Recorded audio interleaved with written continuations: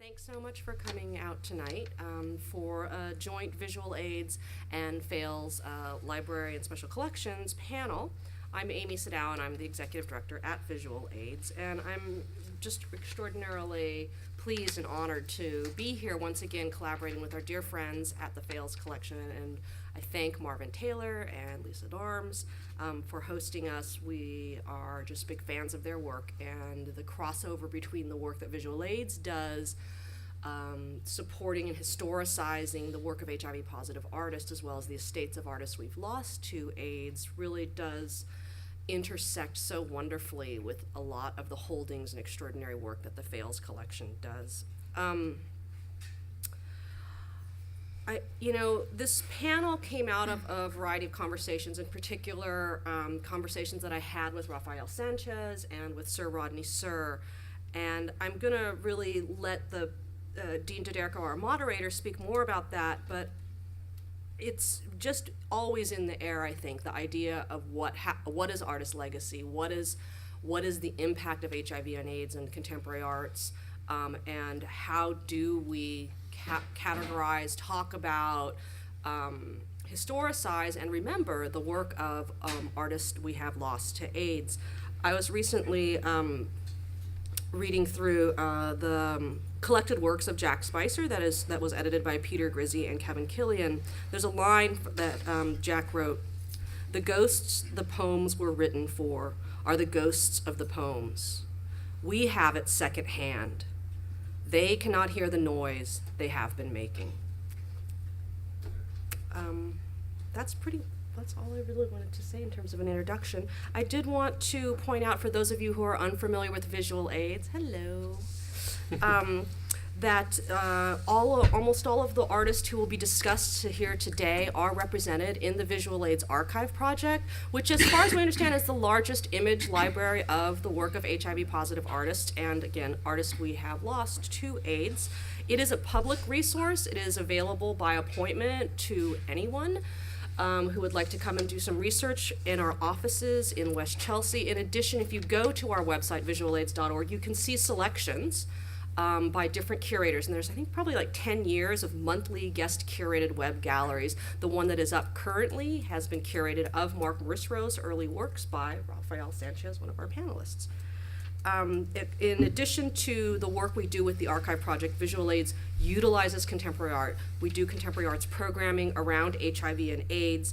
You can join our email list, but there are a couple upcoming events in New York City. The first is May 7th at Participant Inc. during Hunter Reynolds' solo exhibition called Survival AIDS. We'll be doing a panel discussion.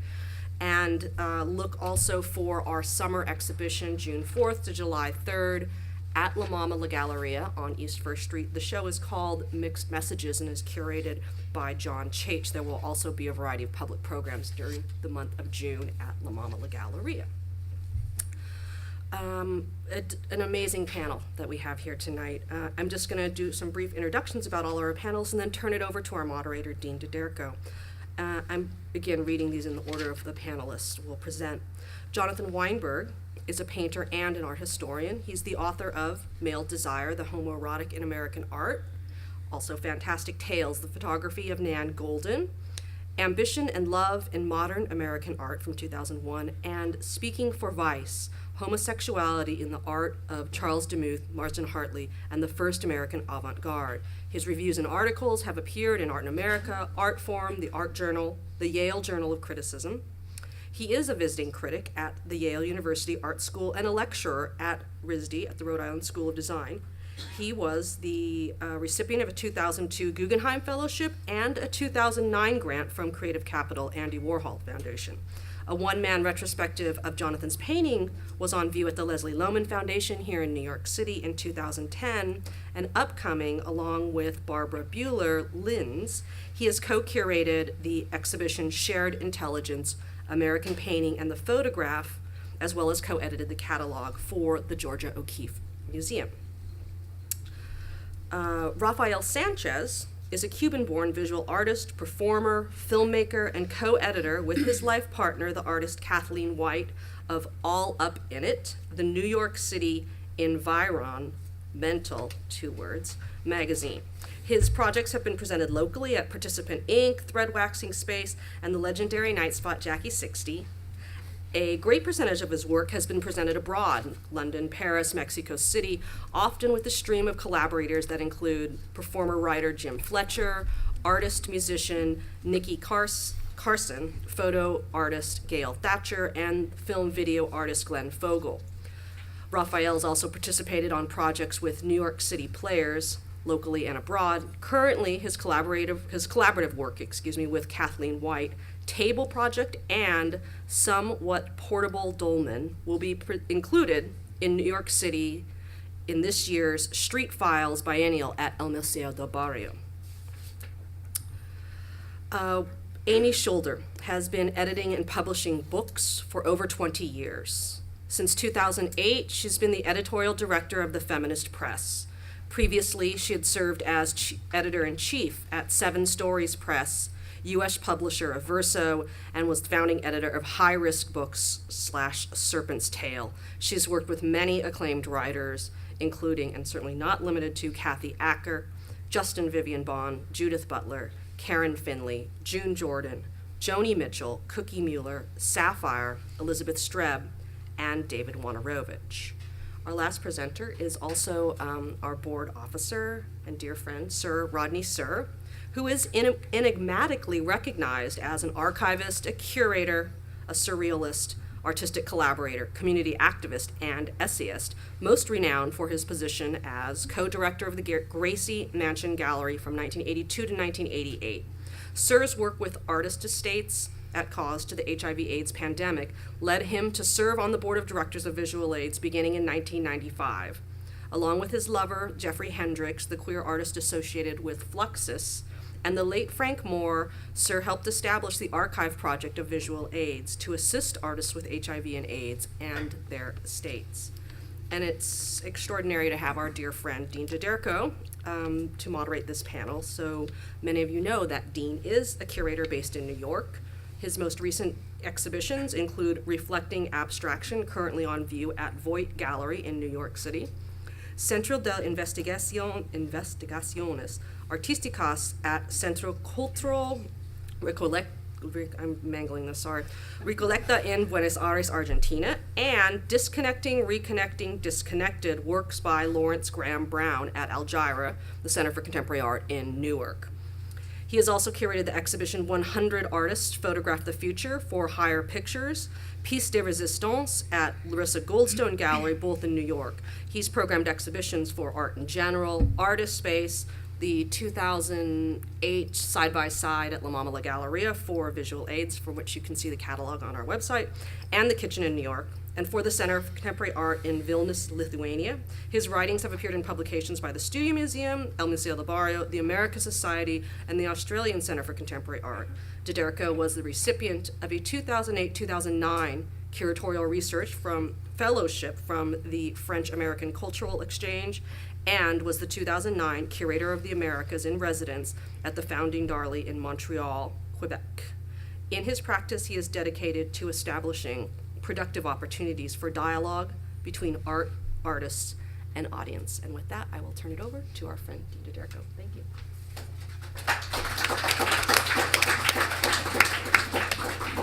Hi, everybody. Thank you so much for coming. It's good to see a lot of smiling faces out in the audience. You certainly make it easier for all of us.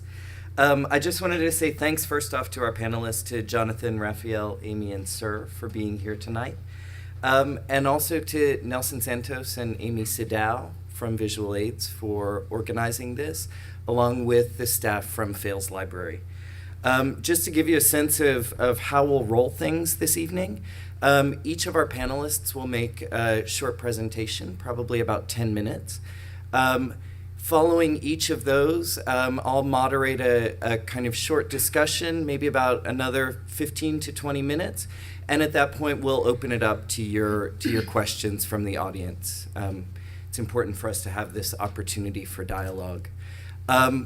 Just in case, for those of you who might need a bathroom at some point, there's a bathroom out those doors, down the hall, and kind of keep walking around until you can't go any farther, and you'll find it at some point. And everyone is welcome to join us afterwards for a reception and refreshments in the galleries to view the exhibition that's up there now. We'll start things off with Jonathan. And do we have to be, does it have to be this bright? I'm wondering just in terms of the... Can we get lights down? No? No? No lights down. No lights down. Oh, gosh. Oh, well. It's all on one circuit. Oh, well.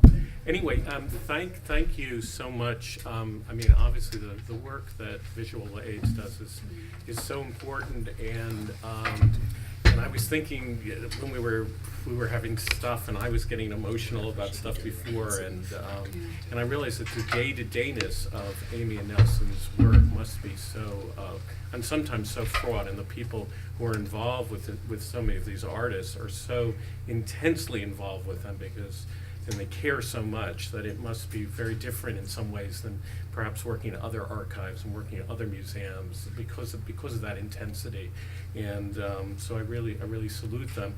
And I have to say in a funny way that part of my relationship to the work of Arnold Fern and Marc Lida is very much that of somebody who knew these people well, and my role as an art historian sort of disappears in relationship to them, and that is problematic on many different levels in terms of the goal of preserving their work, and actually what I'm always trying to ask people to do is to remember and to look at their work. And in some ways, it short-circuits some of that because I am so emotionally involved with that work. And also, a lot of the people who knew them have a funny kind of relationship to that also.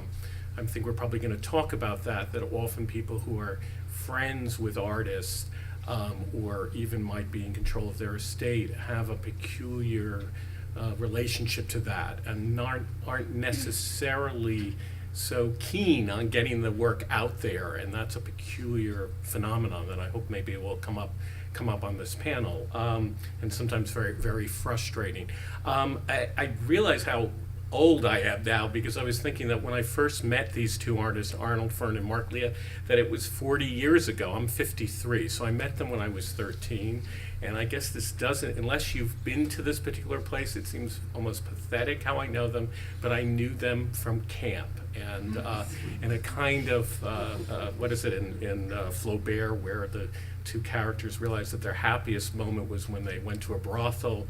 My happiest time wasn't a brothel. Well, in some ways it had some of those aspects, but my happiest time was going to a particular camp called Buck's Rock. And actually I was just a fellow art historian who I've known for a very long time.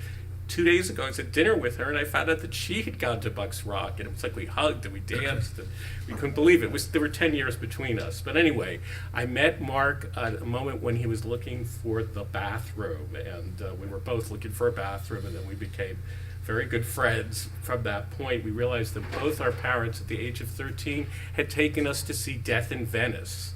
And there aren't a lot of people. It's the type of camp where probably half of the students, the kids there, they're not students, campers, had seen Death in Venice. In fact, there was one kid who was wandering around the camp following some other person who he was in love with, as if he were Aschenbach in Death in Venice. So this was considered perfectly appropriate behavior at this place. And you're seeing here Marc on the right, but Arnold was very into Japan, and he often dressed in kimonos. At the time, he seemed much older than I was. He was only 17, and he was one of the art counselors. And one of the things that he did is he painted our fingernails and our toenails with gold paint. You know that there's this whole controversy about J. Crew and how shocking it is now that somebody could do that with a 5-year-old. Well, this was 40 years ago, and again, this seemed to be okay.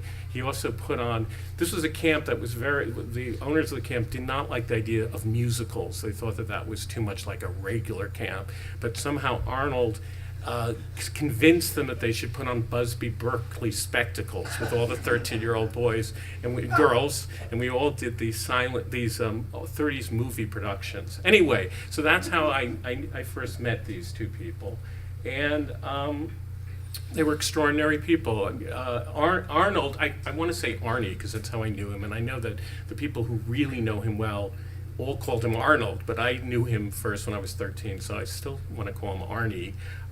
Maybe is best known to you as a restaurateur. He had this wonderful little restaurant in the East Village called Everybody's, and then the Universal Grill. He was also an incredible textile designer and an amazing painter. And all I'm going to do here, is we have very little time, is I'm just going to show you works by Arnold and Marc, just to give you a sense of how amazing their work is, and how I really feel that this is work that needs to be better known. Here, one of Arnold's champions is the critic Peter Schjeldahl and his wife Brooke Alderson, and I'm showing you two little paintings by them, by Arnold. One of the things is and one of the difficulties about writing about Arnold is that his actual work is in storage, and it's very hard to find paintings by him. So if you know of paintings by Arnold, if you have a painting by Arnold, we'd love to know about it. But here are works that we have reproductions of, and I'm going to just show you 6. These are enormous heads that he was doing. This is towards the end of his life. When I first knew Arnold, he was doing amazing gold leaf icons, and he actually taught me, and I use gold leaf now, he taught me when I was 15 how to use gold leaf and how to apply it. He was very interested all through his life with an idea of sort of spirituality and of religion, and that sort of comes through in these works in which there's a sense of worshiping now these incredible men. I'm just going to show you a few of these really colossal heads at the very end of his life when he was really quite sick. And I should say about Arnold that he was sick most of his life, so it's a kind of triple tragedy, if you will. He never was a very healthy person. He was somebody I think he was asthmatic. He was just always very sickly when I first knew him.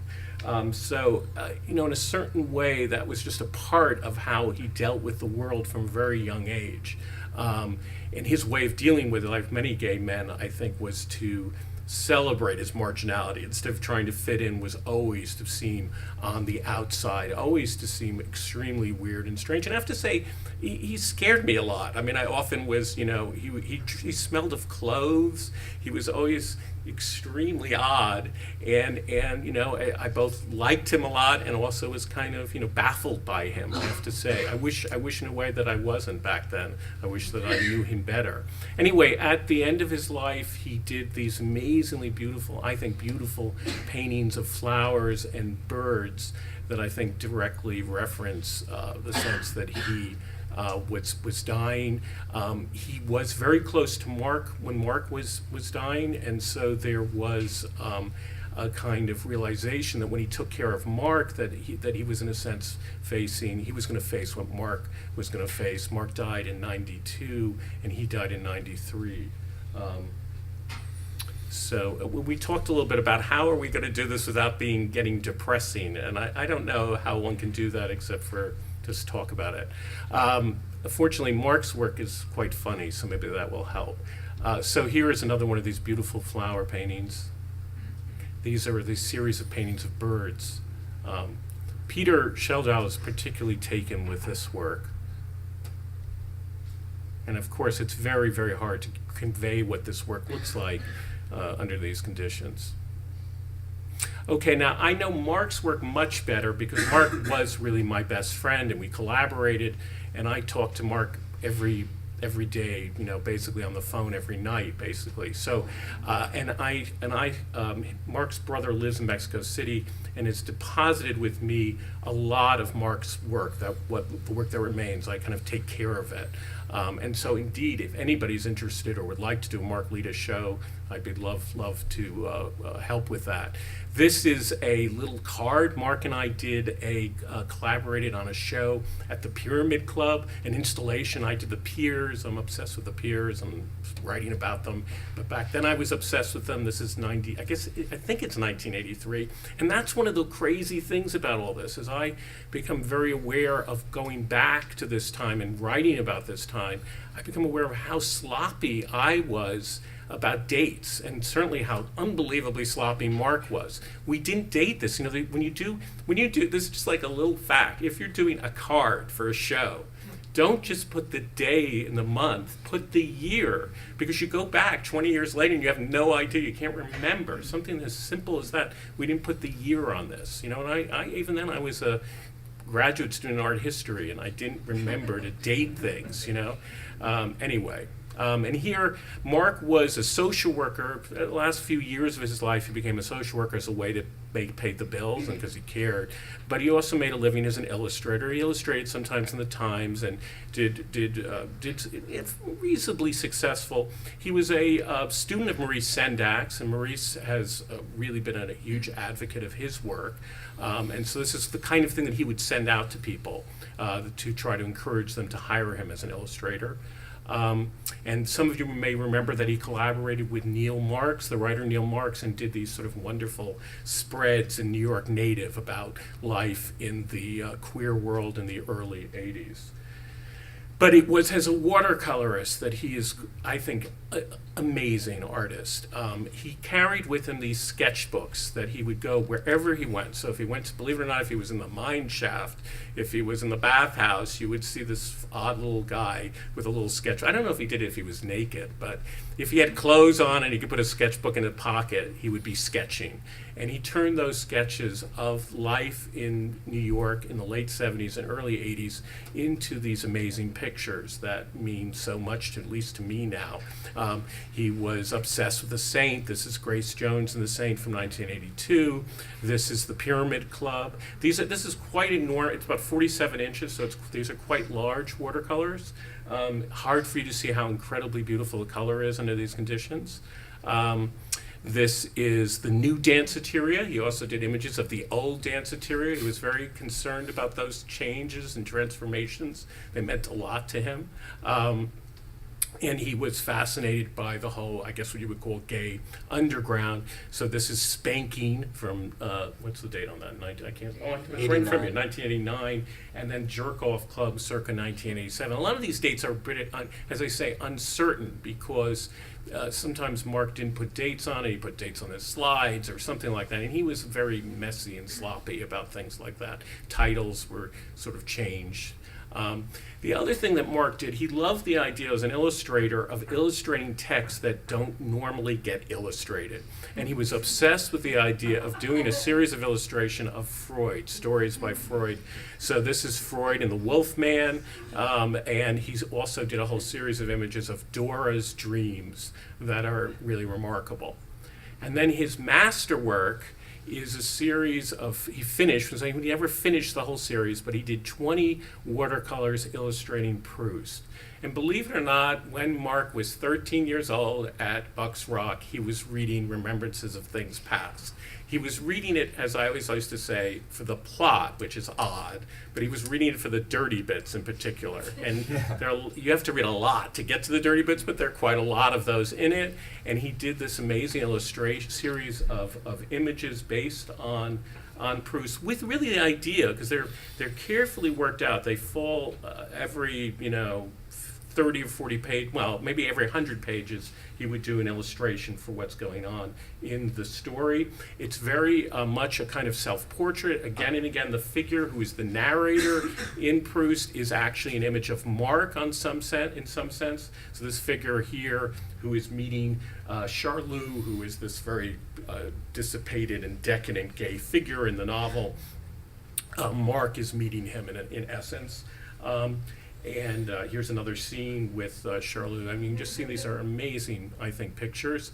And then the other thing Marc did, because as he was working on this, he discovered that he had HIV, and he was one of the people who was very unlucky. He became sick very quickly and did not react well to AZT and just went very fast. Is that one of the key things that happens in the early part of Remembrances of Things Past is that Swann, who's this great socialite, discovers that he's sick and he's dying. And there's this moment where he tells this woman, who is this great sort of socialite, that he can't follow her. And I'll just quote from you what happens. "Very well, give me in one word the reason why you can't come to Italy," the Duchess put it to Swann as she rose to say goodbye to us. "But my dear lady, it's because I shall have then been dead for several months. According to the doctors I've consulted, by the end of the year, the thing I've got, which may for that matter carry me off at any moment, won't in any case leave me more than 3 or 4 months to live, and even that is a generous estimate." So there's a pause. She doesn't know what to say, and all she says is, "You're joking," she says to Swann, and then she gets into the carriage and just leaves him standing there. And if you look closely at the figure, you see that he has spots, so that Marc has given him the Kaposi's, which Marc was suffering from at that point. Excuse me. Anyway, so one of the things that happened through this whole process is that during Marc's life, I was able to arrange an exhibition of these works at Yale. But then Marc died, and then several years passed, and I was able to do another exhibition of the work. And I put all the quotes together, and I put the works, so I could do this show. But I completely had mixed up where the quotes and the pictures should go, and Marc didn't put any titles on the backs of the pictures, and he didn't document it in any possible form. So when I was doing the show 5 years later, I went through this incredible process of having to read Remembrances of Things Past again and find the quotes and put them in relationship to the picture, which of course was this process of trying to remember, which of course is what the Remembrances of Things Past is all about. And I just want to end by quoting 2 little things from Remembrances of Things Past. And by the way, we no longer call it Remembrances of Things Past, we call it In Search of Lost Time, but Marc used that translation, so I think it's appropriate here. Anyway, Proust says, "The cruel law of art is that people die, and we ourselves die after exhausting every form of suffering, so that over our heads may grow the grass not of oblivion, but of eternal life, the vigorous and luxuriant growth of a true work of art." But he says, okay, so art lives on after life, right? We know that, that's the cliche. But then he says, "Eternal duration is promised no more to men's work than to men." So the point is that if we don't save the works of art, if we don't remember them, if we don't exhibit them, then the whole thing is gone. So that's our mission. Okay, thank you.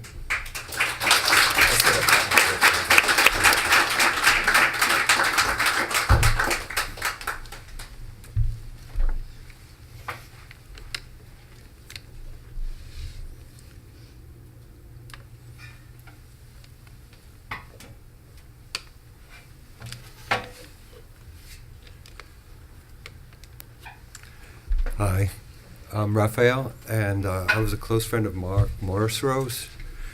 From his time that he came to New York, but in 1985, but it was actually Jersey City where we lived. I mean, all these. I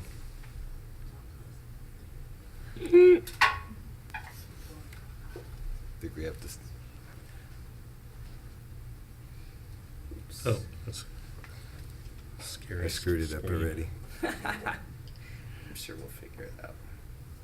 Well, Tighten the plug. Here we go. There it goes. okay.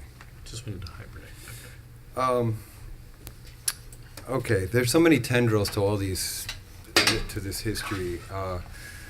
I thought that I would keep my images down to, thinking that most of you have,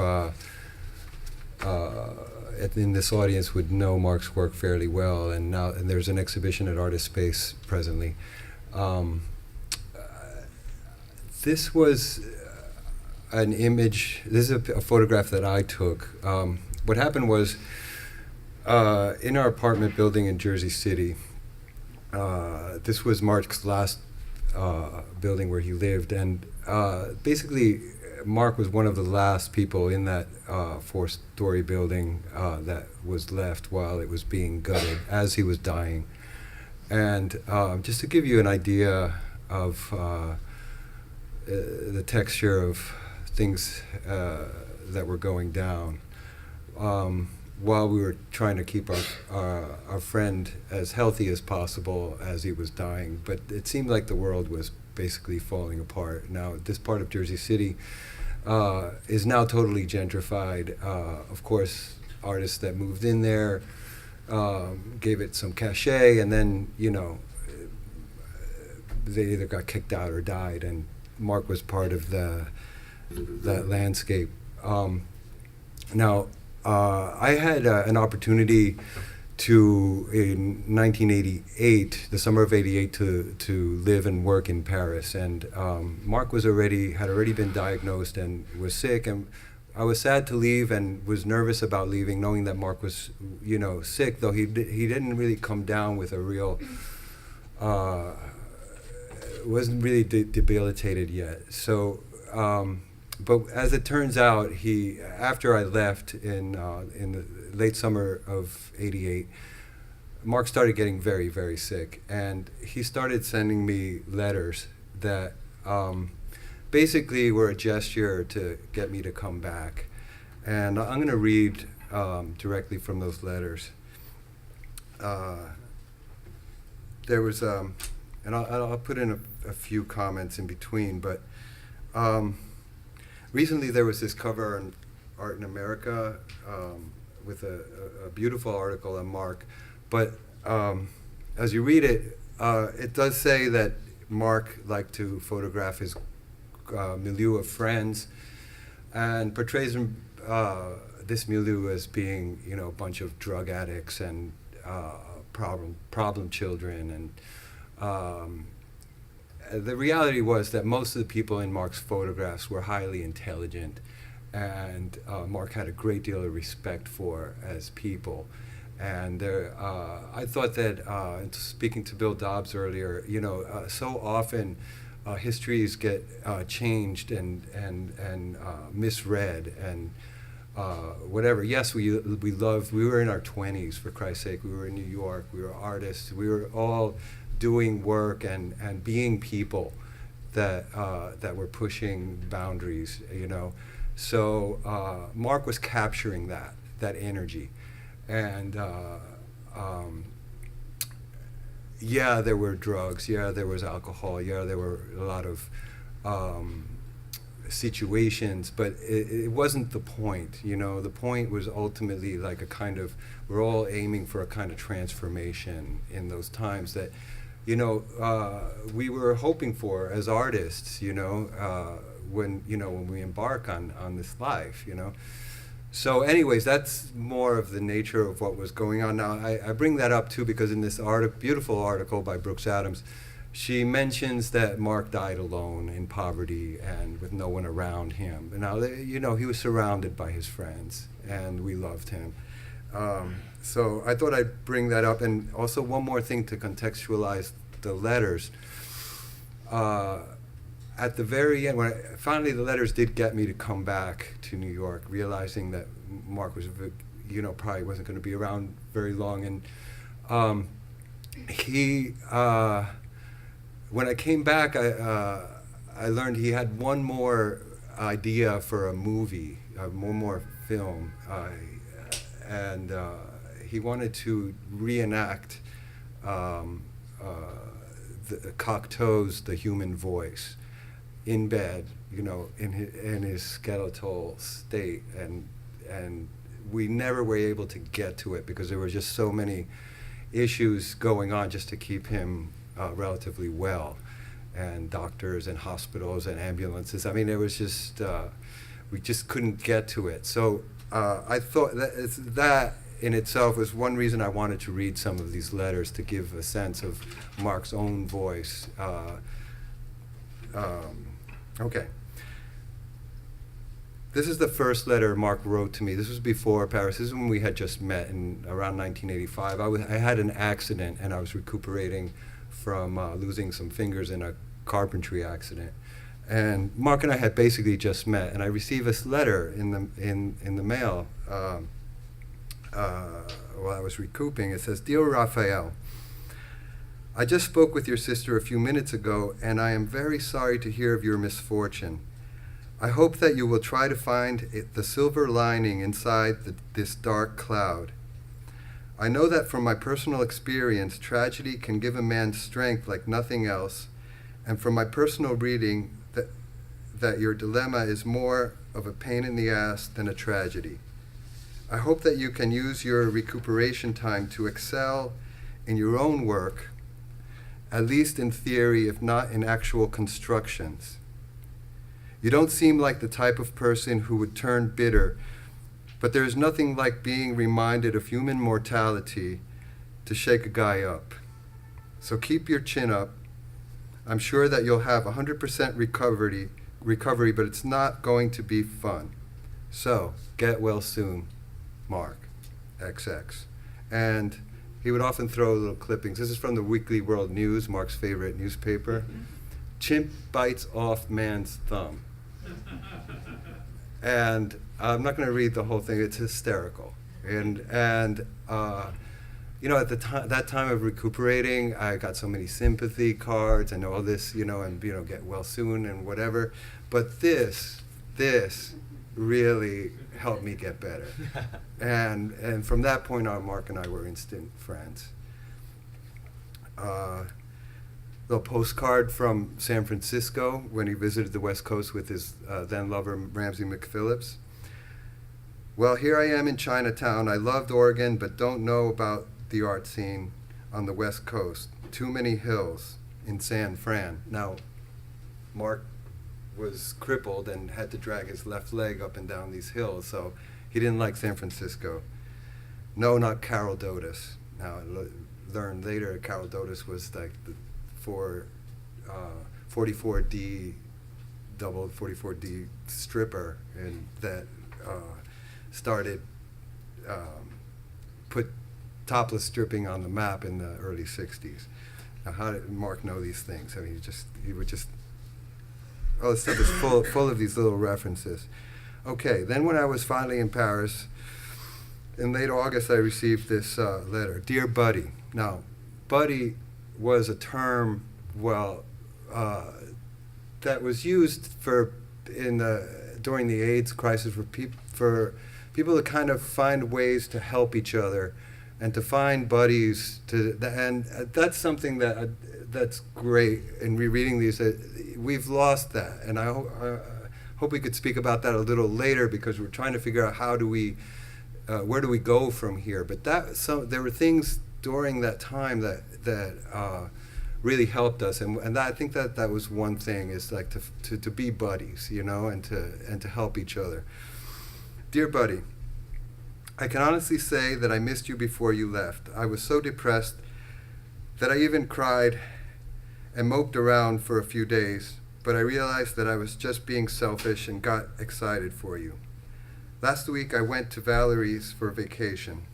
The guy she wanted to fix me up with was cute, but a little too prissy, sober for a crazy and kind of slobby guy like me. Not to mention that Valerie's build-up made us both uncomfortable. Your sister has been great to me.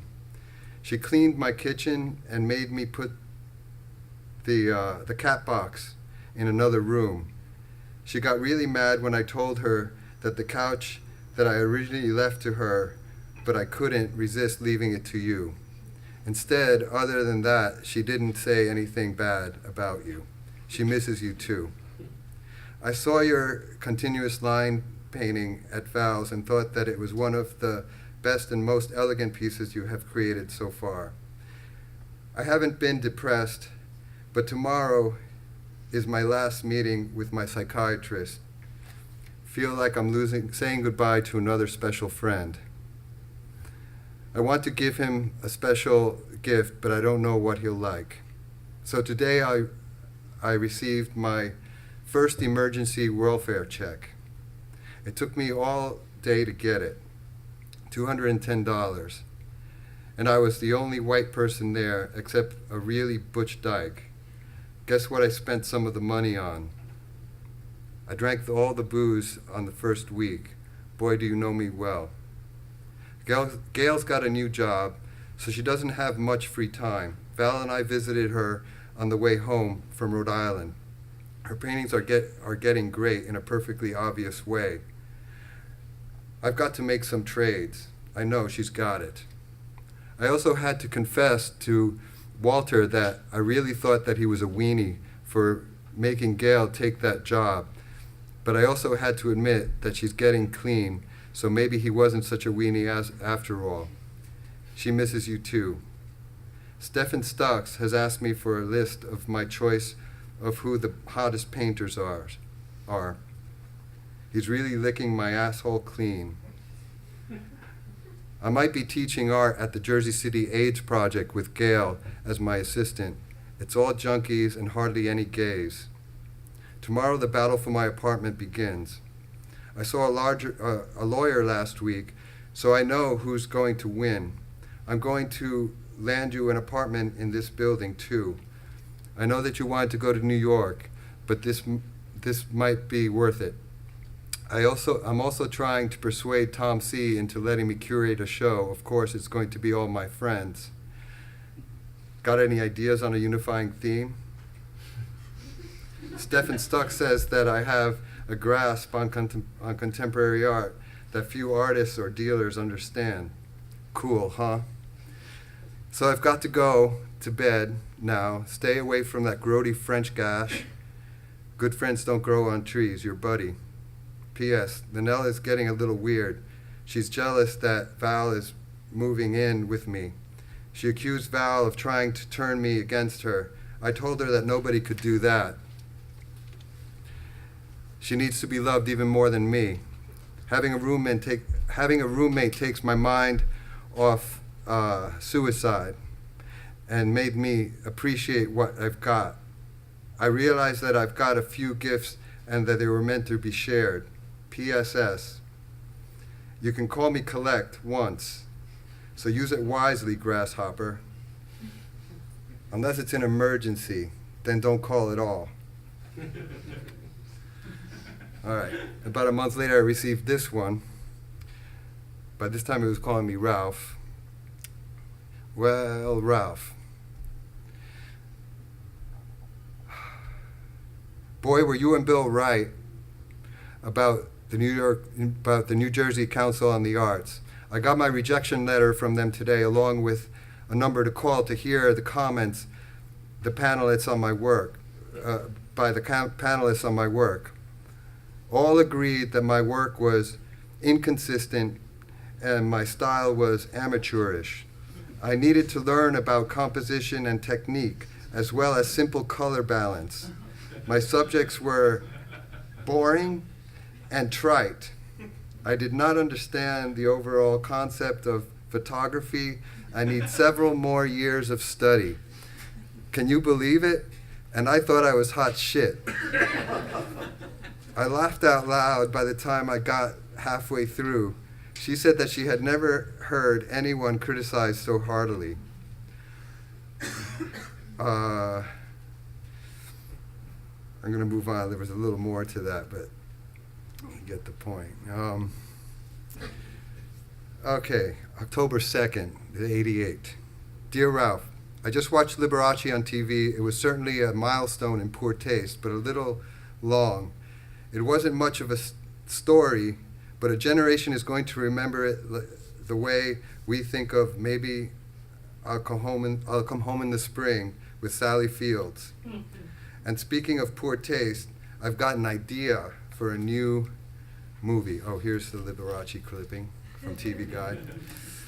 I've got a new idea for a movie. It's about prostitution, drug addiction, and transvestites, and it's called Douchebag. As for me, I'm okay. I wrote something that I think is really good, but just a beginning for my autobiography. But the breakthrough is that I'm starting to understand my direction so much more. My ideals were completely different 1 year ago. Boy, I have some gossip that is so hot I can't entrust it to a letter. It will have to wait for your return, and by then it should mushroom. I'm being good myself, but I wish I wasn't.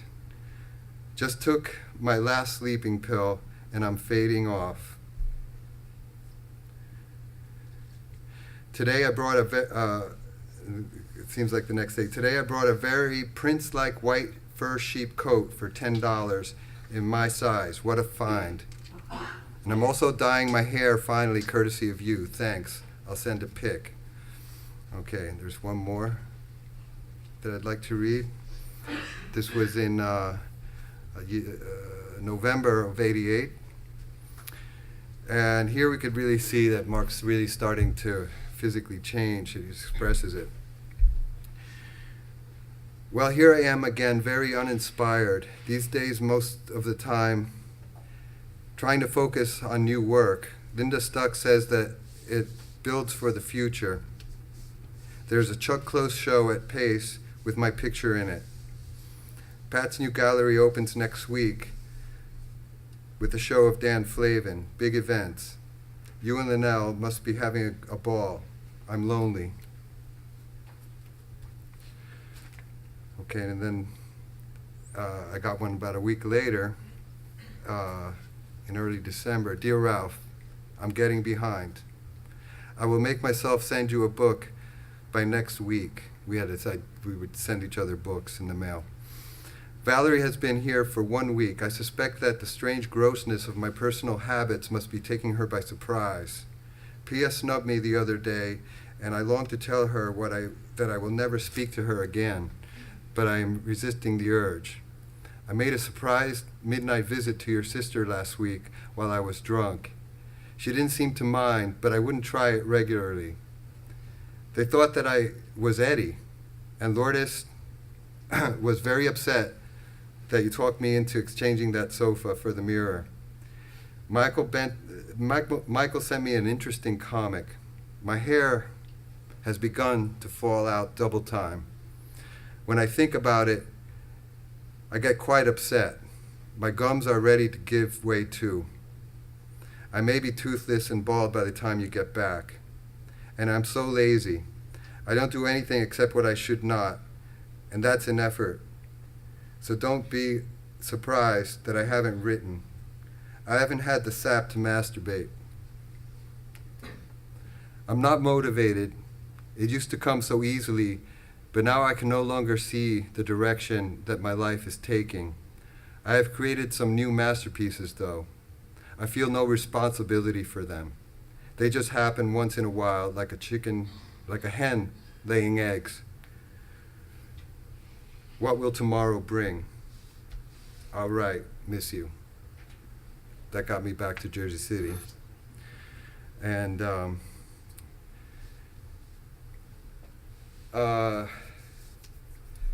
yeah, now I think I'm probably going a little long, but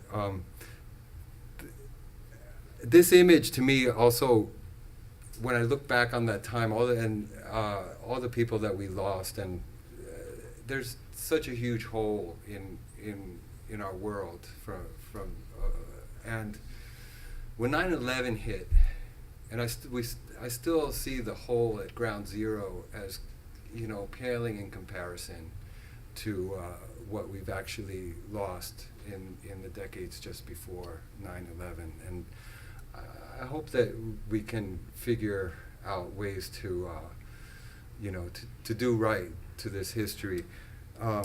Luckily for Marc, he did have a lot of great friends that, what's the down arrow, if you want to go to the next one.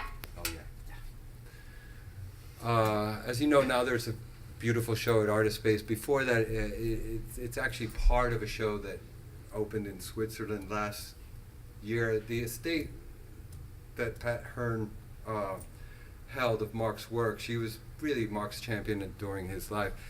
But of course, many of you know that Pat Hearn died in 2000 or 2001, and then the estate passed hands to Colin DeLand, and before Colin died, just a couple of years later, he managed to pass the estate on to the Ringier collection in Switzerland, and they've done a great job in archiving it and bringing this work to our attention.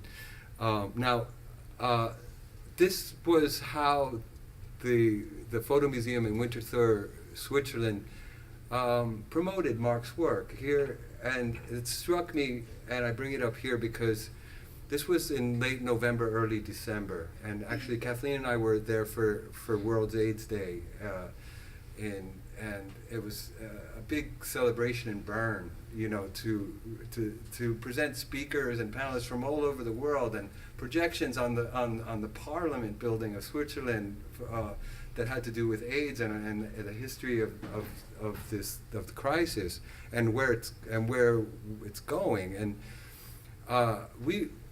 when I saw what they were putting Marc's naked body, for Christ's sake, out in the on the streets to advertise, I was just like, this would never fly in the United States. We're just so uptight here. And sure enough, when we came back in early December, we to the news that David Wojnarowicz's video was taken out of the Smithsonian, and it was just like, what's wrong with this picture? Why can't we just get on with things, And then I'll wrap it up now, but again, we're for artists, and those of us that, for example, a lot of us that are like in this room, like, are constantly being forced to put aside our own personal missions and our own work to deal with these kinds of the stupidity, and to be able to bring these stories and to get some sense of justice to these stories. Anyways, I'm gonna move on. I don't want to take.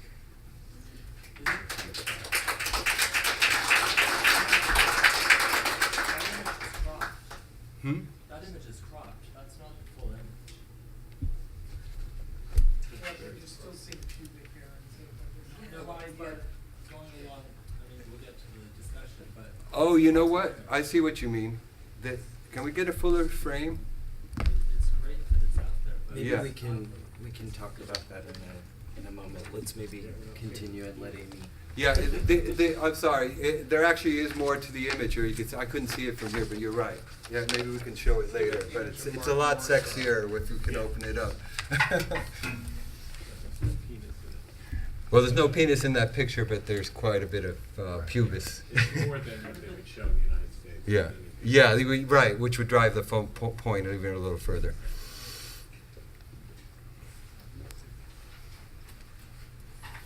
Hello, I'm Amy Scholder, and I've edited a number of books by David Wojnarowicz, and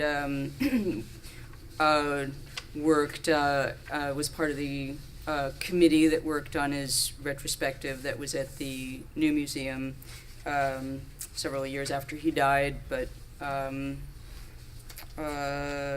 was that? It was a show called Fever at the New Museum when it was Marcia Tucker's New Museum on Broadway. Anyway, I just wanted to talk a little bit about my history of meeting David and working on his books, and what that experience was for me in terms of working with a writer first while he's alive and going through an editorial process, and then going on to publish a number of his books after he died. When I was in 1986, I was a very, very young editor at City Lights Books in San Francisco, and City Lights, which has a history of publishing Allen Ginsberg's Howl and other great American renegade writers. I was starting to publish books there, and we had a journal that we published once a year called the City Lights Review, and there would sometimes be a theme. And I decided in 1986 that a group of artists and writers and publishing professionals and people I was meeting and starting to feel an affinity with were starting to get sick, and my community in San Francisco was feeling under siege. I mean, we were, as you know, under siege at that time, and I wanted to put together a compendium of artists and writers talking about or expressing work in however they wanted to contribute to a book. Well, I basically sent a letter and said, AIDS is having an impact on our cultural life, and would you like to contribute a work to talk about that? And I sent to many people I knew, to some people I knew, and to many artists and writers I did not know. So I sent it to Edmund White and Karen Finley and Kathy Acker and Leon Golub and Nancy Spiro and Allen Ginsberg and David Wojnarowicz, and nearly every single person wrote me back and either sent me a piece of writing or they sent me a work of art, and we published that in a book that I don't have with me, and which is long out of print, but which I was very proud of, and which kind of launched my my publishing career, and kind of taught me to reach out to people and to really think about what I'm not seeing in the world, and to have my editing process be committed to those subjects. So one of the people I wrote to was David Wojnarowicz, whose artwork I knew about. And he sent me a piece of writing that was called AIDS and the Imagination, which would become an excerpt of his great book, Close to the Knives. So I was so thrilled, and it's an incredible piece. And it dispatched us on a friendship and on a collaboration almost immediately. So we started to write, and we met whenever one of us traveled to the other's city and started making plans. And this was very early on in his diagnosis. I think he had just been diagnosed and was just starting to come to terms with this was going to mean for his life and for his output, and how this was going to be the end of him. So we started making plans, and one of the first things we did really soon after we met, I was starting an imprint at a nonprofit across town called Art Space, and we did this little book called Memories That Smell Like Gasoline. It's nice to see some nodding heads. I love this little book, and it and the idea was that the series would have visual art and text, and the first book in the series was David's, and so he provided both. And the title piece, Memories That Smell Like Gasoline, actually reminds me, Jeffrey, of that work you were talking about, where David would go to movie theaters and sit, and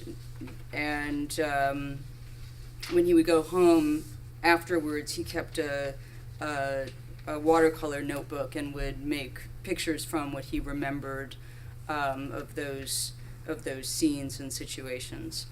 We loved working on this book together, and we started talking about other projects, but realized that he was not going to live long enough for us to work on them together. So we started having very productive conversations about how I would proceed to publish works that he had intended to write and publish. So at that time, Close to the Knives came out. That had been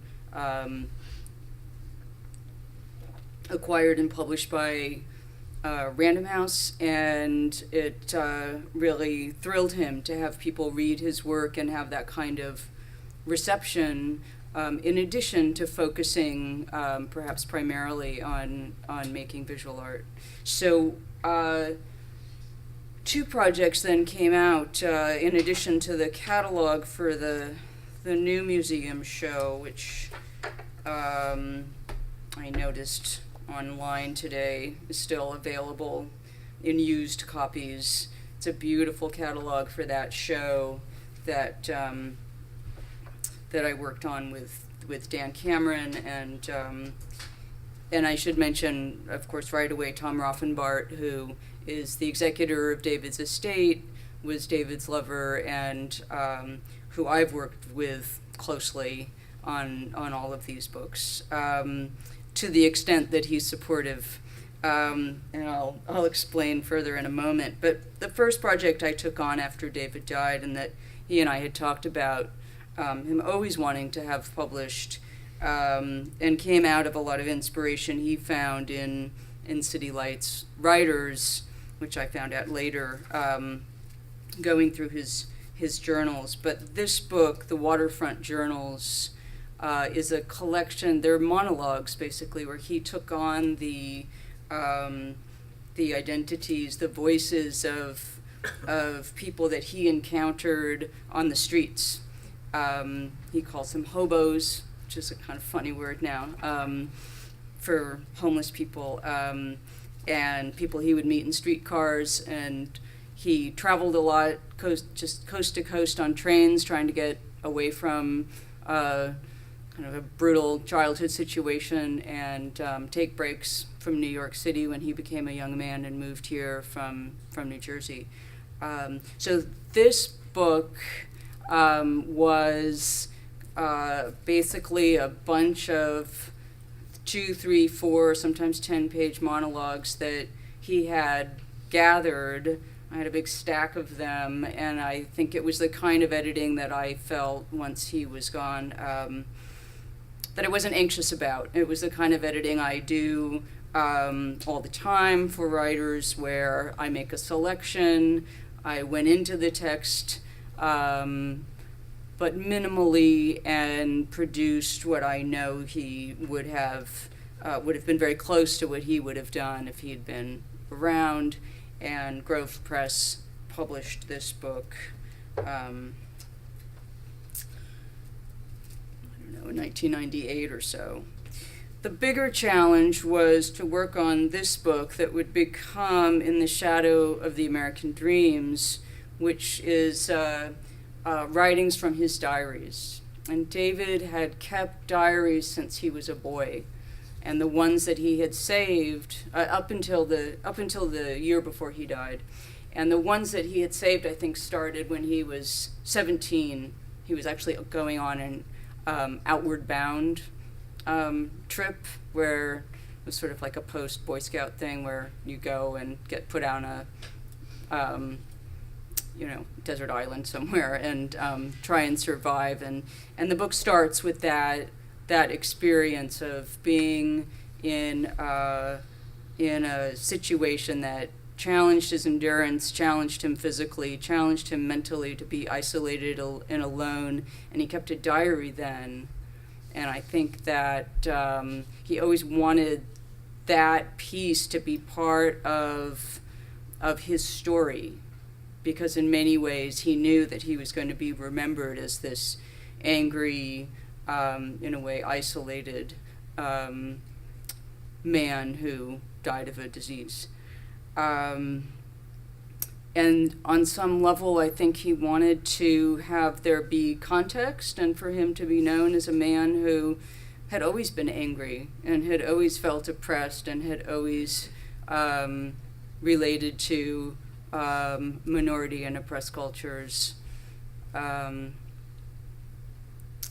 And so I had the task of going through dozens and dozens of diaries that he had kept over the course of his life, and we talked about how I would make those decisions about what to include and what not to include.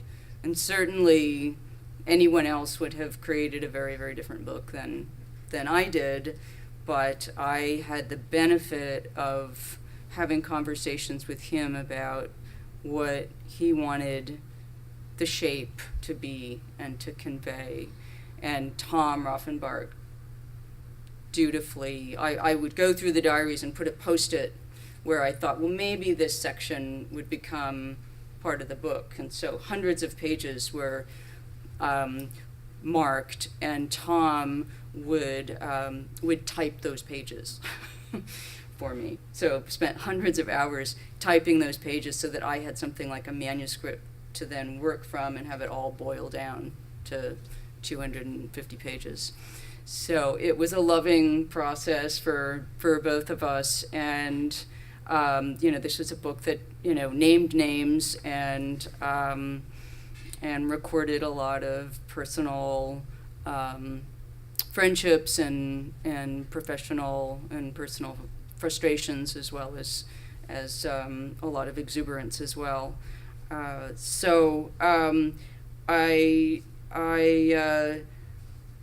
think that, in certain ways, I think I'll end here and leave things open for questions later. But, when Fire in My Belly was the piece that was singled out at the Hide-Seek show, it was interesting to me because while it was unfinished, while there was a lot of controversy and discussion around there being versions of that piece afloat and there being sound put on it or not, in a way that piece, as unfinished as it was, encapsulated a lot of the drama of David's life that was really him searching himself and going around the world trying to find some meaning in his mortality, and dealing with issues of living without this kind of with a reverence to faith. And so, I think that as horrible as it was that we're still back here in this cultural moment of censorship, and that the fact that it was that piece, I thought was very interesting in light of David's own career and what he was trying to say all along. So I think I'll end there.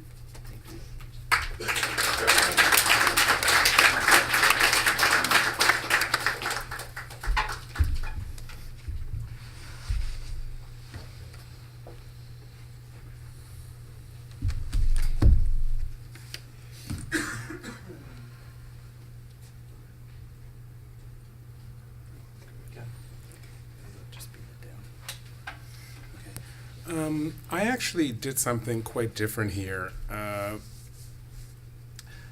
I started trying to wrap my head around this panel, and I did a lot of writing. So a lot of the writing has to do with my own personal thinking of that period in the 80s during the AIDS crisis. And I keep on coming back to a lot of my thinking that I've repeated over and over and over again in a number of these years, and I've kind of summed it up here again because I keep on being repetitive. Some of you may have heard some of this before. And it wasn't until last night that I'd realized, there need to be some images, because I'm expected to talk about Andreas Senser, who is a Swiss painter whose estate I represent, and Bern Boyle, a photographer. He was one of the people in the Silence Equals Death documentary who photographed Michael Wilson a lot, the tattooed man. So I went into my archive and pulled a lot of images, and then tried to find some way to fit these images into my writing. And what I'm going to present, I guess, is what it came out like. So anyways, without too much, it's not that, I should do it in well under 10 minutes, I think. I left my position with the Gracie Mansion Gallery at the end of 1988 to be available to assist friends living with HIV and AIDS, manage their health concerns, and concerns with managing their artistic legacies. I could no longer sit and work in the gallery, engaged in business as usual, while I had friends who had difficulty mediating the physical and mental tasks required to negotiate the confines of their residencies, have the energy to organize meals, deal with maintenance concerns, or get to doctor's appointments. I witnessed how they were treated like pariahs, carrying a deadly infectious virus, the appearance of Kaposi sarcoma lesions growing on their flesh, and the wasting of their bodies made them easily recognizable targets. The outside world, a cruel and hostile environment, creating fear and shock at their presence. The panic created within the medical profession's attempt with learning to moderate and understand the many conflicting theories and practices that were being experimented with at the time were overwhelming. The situation compromised health concerns, having many become medical management experiments. Attempting to survive and manage one's day-to-day living would become more and more challenging, as were visits to the hospital. I recall how many of us wondered which of us would be next. The work involved with finding access to treatments and services while mediating ignorance, fear, and isolation had a devastating impact on the quality of life concerns. Ongoing efforts to educate, research, and manage, exhausting. Everything was urgent. We needed to act now. How much time would we have left? I watched as the bodies of my dearest friends and lovers diagnosed with HIV and AIDS grew frail, and the struggle to keep our spirits alive. For many of the artists infected, a time would occur when maintaining a creative practice became even more of a struggle, as was maintaining ongoing health management issues and any ability to move forward with artistic endeavors.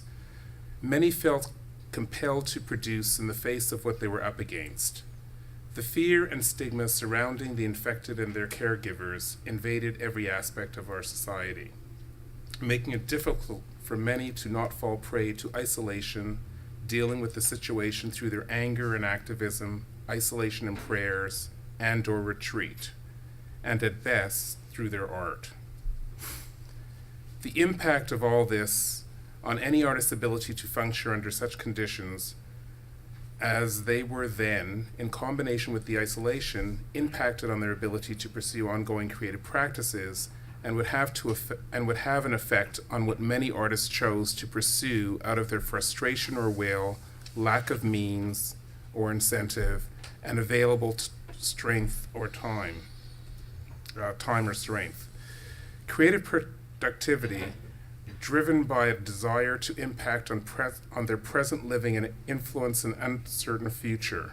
And for some, their artistic production became even more prolific. They were driven by the realization of what could be accomplished in spite of their condition, albeit they would occur in waves more likely than an uninterrupted consistency. Many artists active at the time who were establishing recognition as part of a dynamic creative community of artists are today lost, their legacies truncated. When one begins to examine the community of artists at that time and map how many artists were lost to the pandemic, many of us begin to recognize a noticeable absence in the brightest stars burning in our heaven, and its impact on our social engagement and the isolation that resulted. So much different than anything we experience today, more so because of the horrors associated with living with HIV and AIDS then. What was once a thriving, innovative scene became part of the past, lost to a time period that was steeped in death so many preferred to not want to deal with because they would rather move on and not have to deal with how they were implicated in how the story, long suppressed, would reveal. For Senser, the ability to create his free-form paper structures were no longer possible because of time and physical limitations. His creative endeavors explored a format that allowed him to produce works that were more manageable in size. He could finish in shorter periods of time and were more reflective of his emotional state, revealing anger, frustration, loss, impending death, evident in the work with skulls and cadavers. For Bern Boyle, it was about a continuing engagement with his photography and liquidating his archives. He took a great interest in photographing roadkill, an exercise in spiritual management he would engage in over time as the virus slowly began to take his vision.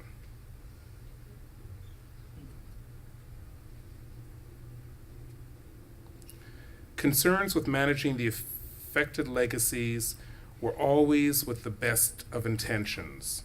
Promises were made and possibilities imagined. Hopes and dreams were measured. At the time of many of these artists' death, what resulted afterwards was certainly nothing that had been planned for effectively. What role the family, friends, and lovers of the deceased would play with regard to entitlement concerns beyond what the deceased might have wished handicapped many of these concerns. Any ability to manage archiving, storing, and promoting the work with little to no finances had whatever available funds acquired quickly disappear into crisis management, debt, and estate concerns. The effect in all this with regard to the artist's legacy, often relegated to the margins, compounded with the experienced trauma of friends, family, and lovers, with consideration of what they are left to negotiate in the aftermath, created a bleak picture for years. Even more difficult, the art world seemed to have abandoned many of the artists as irrelevant to the changing palette of the art world at the time. A shift in the repositioning of galleries and strategies began to occur, interrupted by a financial crash in the markets. It took years for the art world to recover and become the landscape so much in evidence today, along with the abundance of newer young galleries that brought to the stage a whole new generation of artists. What the New York art world initiated back then in response to all this, what the New York art world initiated back then in response to all this at the time appear insignificant to the current model of the New York art world today. What is that saying? December 1st gets little attention in the art world anymore, reminding me of the timing of what happened at the Smithsonian on December 1st last year. How it unfolded and how it highlights the importance of visual aids, the only institution archiving the legacy of many of these artists forgotten, while continuing to use art as a weapon and provide artists with HIV and their estates its active presence reminding us that AIDS is not over. I don't know what I have to say beyond that, but it's something that I come to talking about a lot. The images that you saw flashing across the screen all tangentially or directly are related to either Bern Boyle or Andreas. So I guess maybe there's some images that popped out in some of your minds and you'd like more questions about them, and I can deal with them a little bit later. But that's pretty much what I have to say about this at the moment. Great.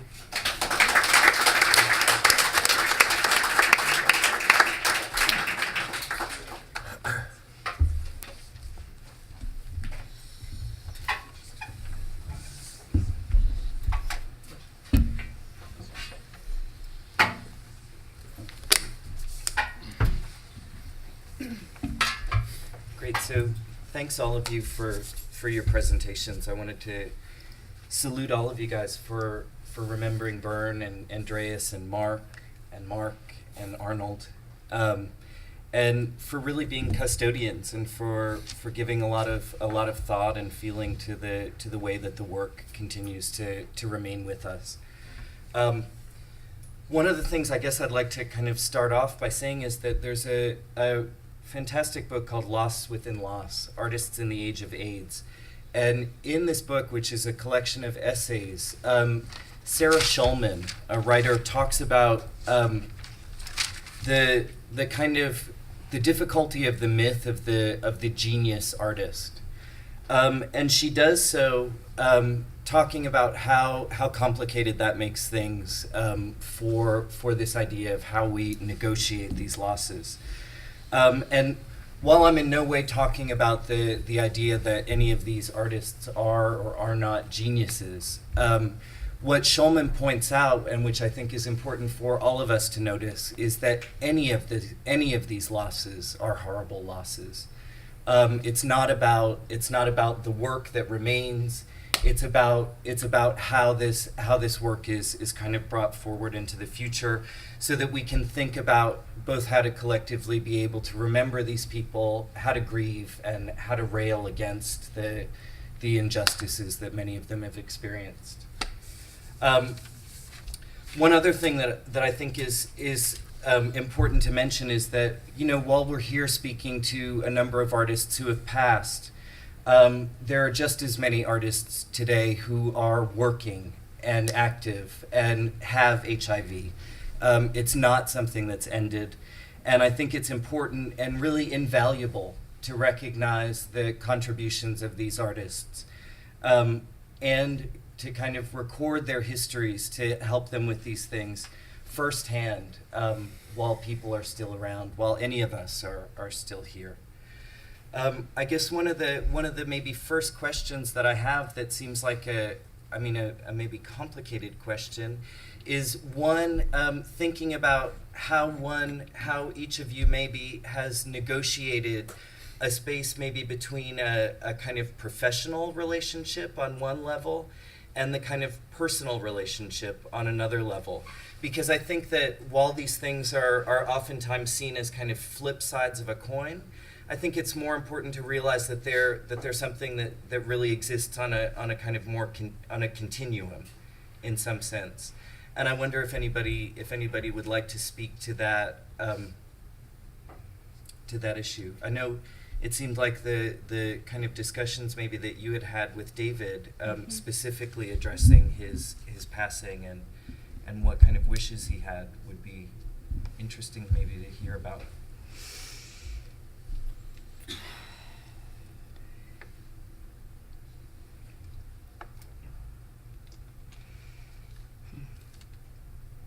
Yeah, I certainly know the difference between friendship and a professional relationship, and those modalities can very much exist for me with the same person, though there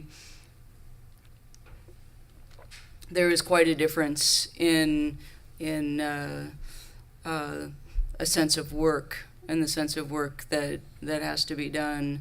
At the same time, I think that one of the remarkable things about having gone through the AIDS crisis and been, in this sense of community was that we made connections and learned to make connections that felt like all of those kinds of boundaries had to be crossed and crisscrossed and respected and then totally blurred, so that friendship and professionalism and family all sometimes had to be performed by the same set of people at the same time. What I was thinking about with the title of this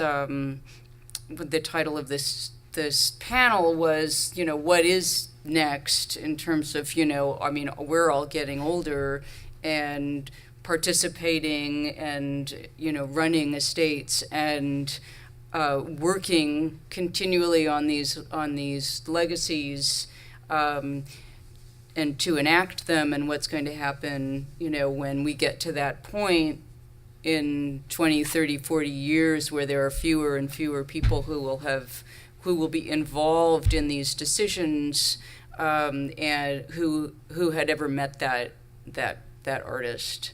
And I think that's really it's a different question than you're posing, but something that's been on my mind a lot. Yeah, I think that idea of the kind of the importance of first person narratives when we can have them is an important one to honor.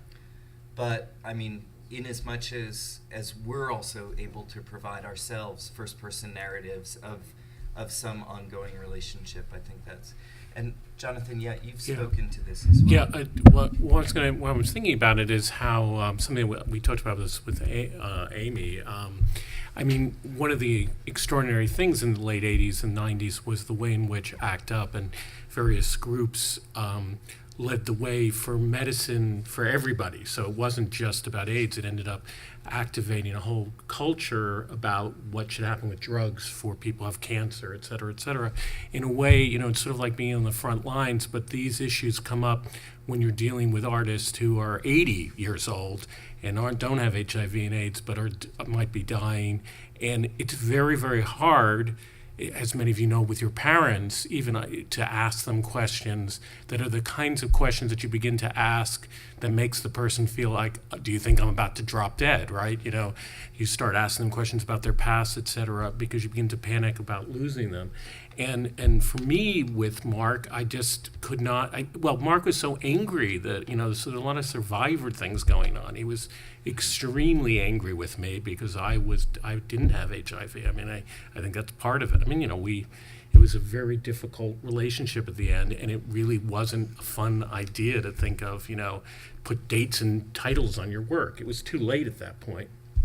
So that's kind of why I sort of threw that in. One last thing I meant to say earlier on, because it is so important, and this is so much on the front lines. My partner isn't here because he is the he's the director of clinical services at AIDS Project New Haven, and their funding has been severely cut. And there isn't money for their caring cuisine program that brings food to people who are sick. And I have to say that maybe not so much in New York. I don't know what's going on in New York, but in New Haven, the gay community is not so involved anymore as much as they should be with what's going on with AIDS and HIV. So, my God, it's still going on, and it's really worse in some ways because of the sense that there isn't this crisis. So that's just this other aside here. We can't stop giving money. We can't stop, because we think, well, it's a chronic issue, and we've got to move on to something. It's not something back then. So that's just another thing. But I think, again, when it comes down to this as artists, many of you are artists. Actually, the person who should be doing this is yourself, right? As an artist, if you want people to remember your work, put dates on it. Try to put your own house in order. Don't actually expect somebody else to do it for you. If you care about it, I mean, that's part of it as well. It's not just that you need to find people like us to do it. You can do it too. And indeed, this has become, the archives work has become a kind of model for people who do estate planning and everything else for artists who don't have these issues. They use the same materials. Yes, sorry. Yeah, it kind of seems like a no-brainer to be able to say, sign it and put a date on it. But ultimately, for someone like myself who's a research freak, that's a fantastic thing to be able to kind of. And we should also mention that the Wojnarowicz papers are actually held here in the Fales Library and are publicly accessible by contacting the Fales to set up an appointment to be able to look at what materials they have. Yeah, all 31 diaries.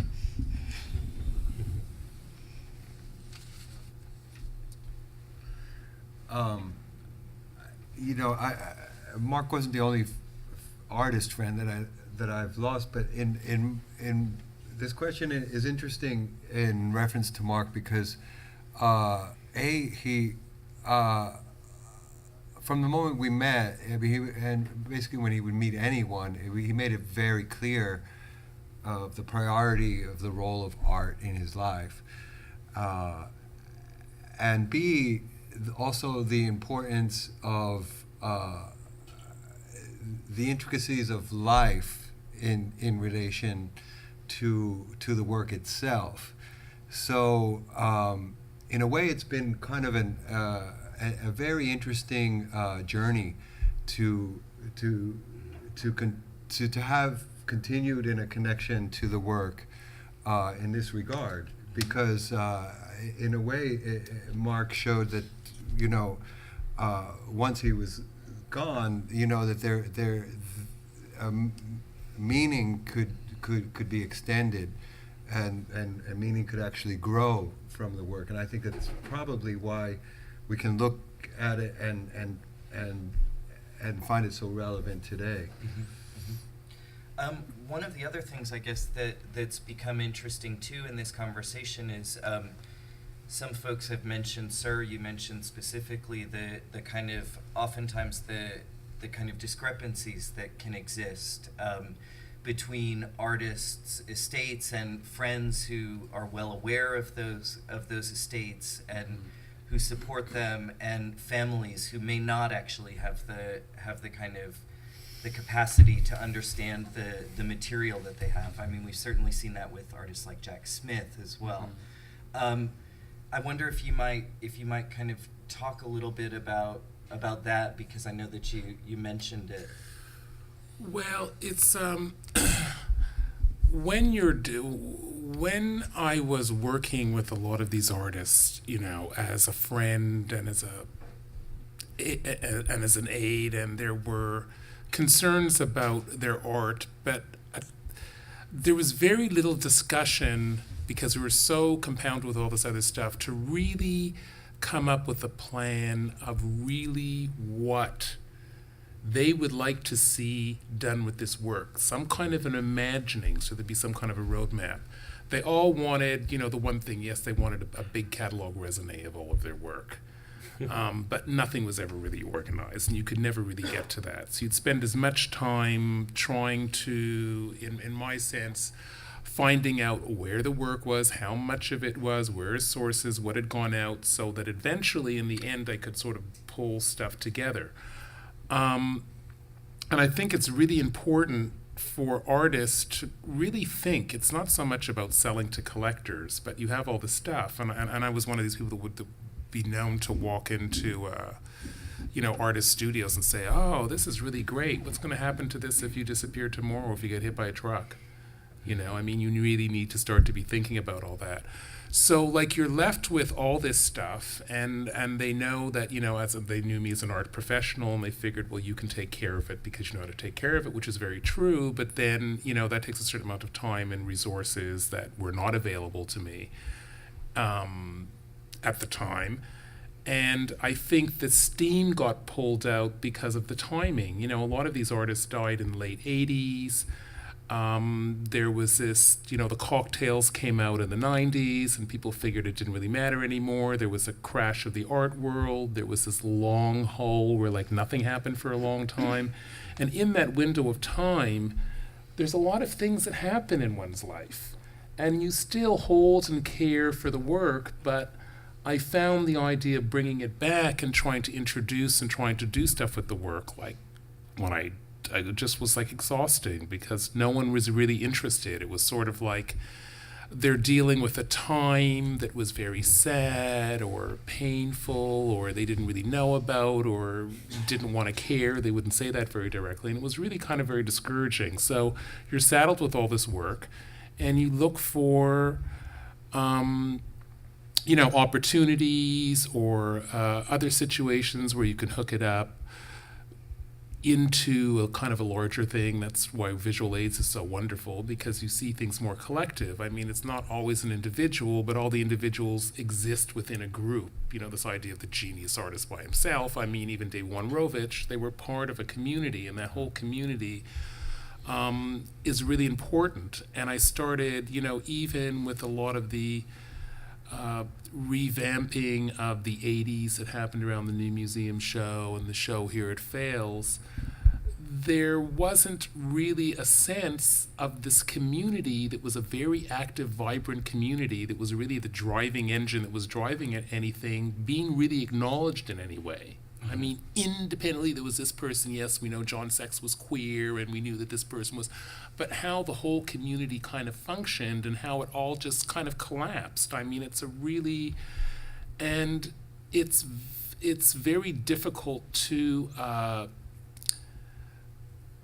see that. I'd like to see that sort of historicized and taught, not so much for the individual artist, but the individual artist part of the community and what that meant. Because what that community meant and how it functioned at the time was so important to how things move forward in the future, but people don't really see it that way. They pick out a name here and a name there. Oh, Klaus Nomi was really cool and he did that, but he functioned within a whole network of things that made a lot of other things happen that we all appreciate today. And it's creating all those links. And I think if there was more of some way to recognize or honor the whole community thing and what happened, the artists that were a part of it would start to surface and be appreciated more, which is why Day Without Art or World AIDS Day bothers me so much, because it's nothing. Right. It's another day, and it's kind of over-glossing a whole period of history that was so important, and it becomes personal because I was a part of it, but also historically, just in the way that things moved with the avant-garde, it's so important to see in its entirety as a community. And when you look at the whole community and how it functions, then you really begin to understand why the AIDS in the 80s was so devastating. Yeah.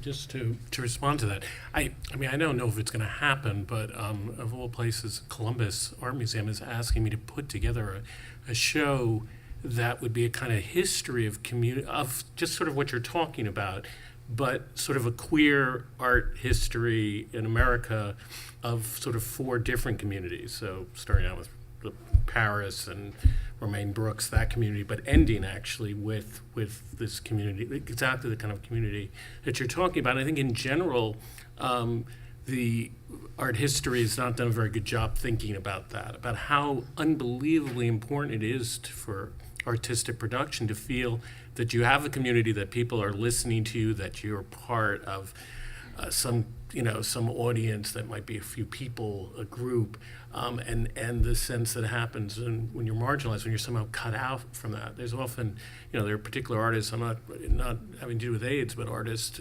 magic realist artists who were sort of taking off in the early 50s, and then suddenly abstract expressionist comes along and they just completely splinter, and they don't have anybody really looking at their work, and what happens to artists when they feel that they don't have that. Mm-hmm.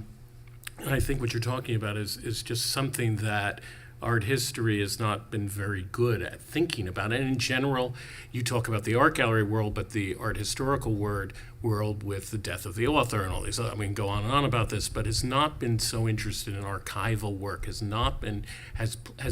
I could hear in the back of my head a lot of art historians and critics, we don't have to mention their names, who would say, oh God, Weinberg is crying, when he's showing Marc Lida's work. That's not going to do Marc Lida's work any good, it doesn't.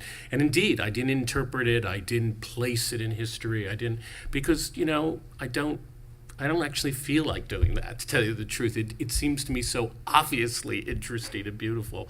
But that's a kind of falling of responsibility. But on some level, there are other ways of thinking about this work and understanding it than always thinking about it as shifting some paradigm. Even people have said it about David's work, David Wojnarowicz's work. Well, if people didn't know about the writing, I think it said that in the time. I think Michael Kimmelman said that. If it wasn't such a good story about him, if you didn't have the writing, well, the art isn't that great, And I'm like, well, what is the art? What are we talking about, and why, So anyway, I start frothing in my mouth when I think about this, but a lot of it, you look at Marc's work, and I see the Pyramid Club, and I see Danceteria, and so forget about whether you think the watercolor is good or not. That was a really important time to hear these people being talked about as if they were, drug addicts and not that important. What are we talking about? If they had lived to be 70 years old. Richard Serra, I don't know about Richard Serra's drug habits or drinking habits, but I imagine in his 20s, and I know this about much of the New York 70s art scene that is so important, minimalism, all that everybody was drinking and drugged out of their minds too, right? It's just they grew up and they became teachers and important figures, as young people do. These people didn't get a chance to do that. That's and right. So somehow they're bohemian, whatever. That part of them gets frozen in time. Right. I don't know if I would trust an artist if they hadn't experimented with drugs. Or anyone, really, Right. Well, we're artists because we're risk takers. It's our job, really. It's just like Yeah, I think it's important in that way to develop a space for the kind of existence of contentious positions. what is this? It's like a moral argument. Exactly. What the hell is that based on? Like religion and Christianity? Like, where are we? Why are moral arguments coming up anyway? It's like, I thought we passed these kind of binary ways of thinking, but we haven't. Yeah, one would hope, but that's not the space I think we find ourselves in. No, it seems to intensify with time. Yeah. And part of it because this particular issue hasn't really been culturally addressed completely, or at very least resolved. It's been erased, and whoever wanted it erased has seen it. People. Sorry. A question in the back. Yeah, actually, it's more of a statement along the lines of what you just been saying. It's increasingly hard to have people remember what the 70s were like.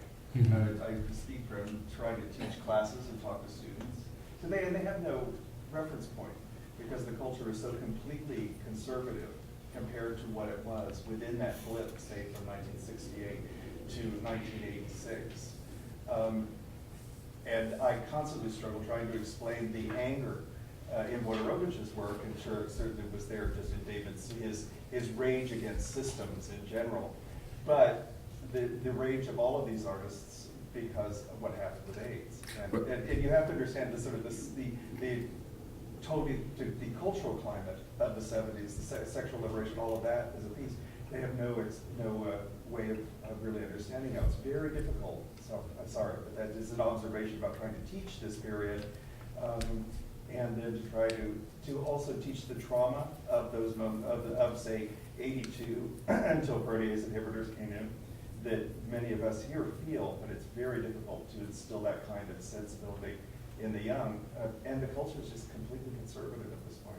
Well, but also, even in the queer world, you saw, I think, very poor documentary. It's called Sex in the 70s. And it's amazing how this narrative has come about, which is that the 70s were a party, and then AIDS came along, the party's over. You get this constant narrative that's in our own gay community. As a result, I was just interviewed a few weeks ago by young, very interested two young Italian guys. And there's this kind of nostalgia, right? So they're asking me about what they said, the happy-go-lucky 70s. That's what they wanted to know, the wonderful sex 70s versus the horror of the 80s. And I said, well, I tried to explain to them, what was it like to go to the pier? I asked them, what do you imagine it was like if you went to the piers, the sex piers? What would happen to you? Oh, I'd drop my pants and everybody would have sex with me. And I said, no, actually, I went to places like that, and I got rejected a lot, and it was pretty miserable, and sometimes it would be good, sometimes it would be great. It was just like cruising now. It wasn't like everybody was having sex. In other words, but these kind of conversations, these kinds of discussions actually need to happen also historically, so that we don't also create some kind of a myth of the 70s as, this just wild sex. And yet it was this moment in which people thought that something revolutionary was happening, that some incredible transformation was possible, and there were openings. I'm not denying that. It's just the richness of it and the contradictions of it are hard to put your finger on it. Yeah. I absolutely agree. Don't you think there's also a sense in which this period that we're talking about has been so over-dramatized as the new La Boheme? I mean, right. It's sort of become that same thing without any real understanding of what was really going on. Right. Well, that's what Rent is like. It's like tuberculosis. Right. Exactly. Yeah. One thing I thought I'm working on women in the 80s.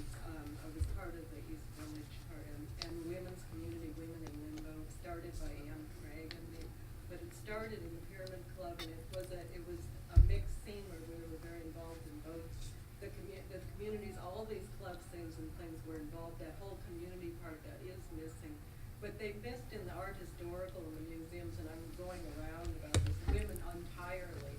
They missed the entire painting scene, the drawing, the women artists of the period, and sort of picked the artists that sort of an academic scene, the people that stayed at the universities or became part of the culture, and picked a few people, but basically missed the whole scene, what it was about, the political things, the intellectualness.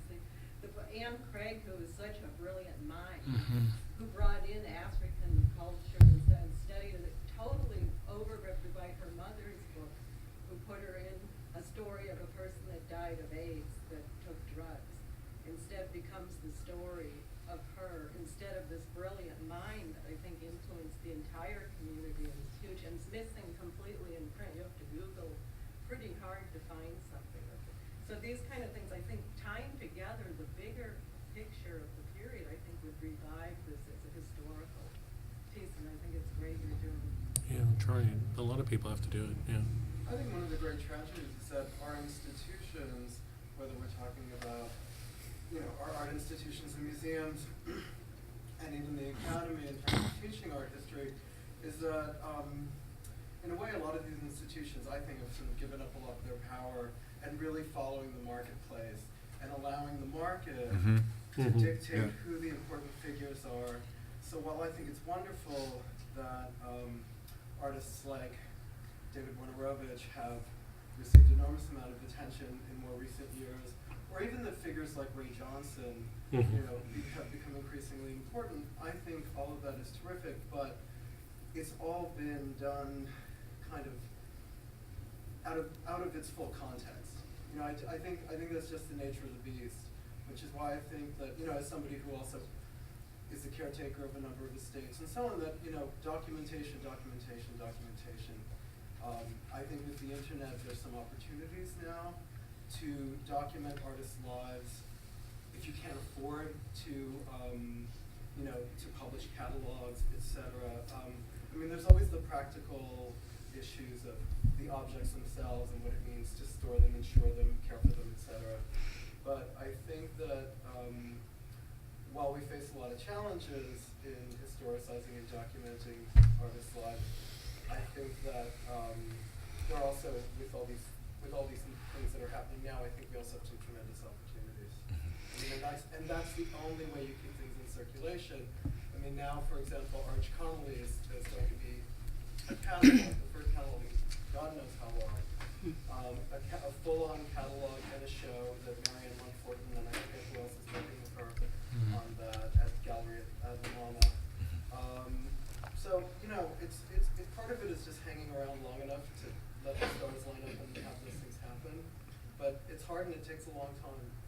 Well, and I appreciate your comment about, thinking about, this community that's gone through the AIDS crisis and artists that have died with AIDS and the support systems around those artists, and the coalition with other communities that have been under siege and, feminists have been saying for a long time, have been, having to count the number of women artists in these institutions, let alone, really try and change those institutions. This has been this struggle that, I think maybe, it wasn't really until the AIDS crisis that gay men started to understand that they are in context with other oppressed groups and need to be supported by and join feminists, for instance, and learn how to organize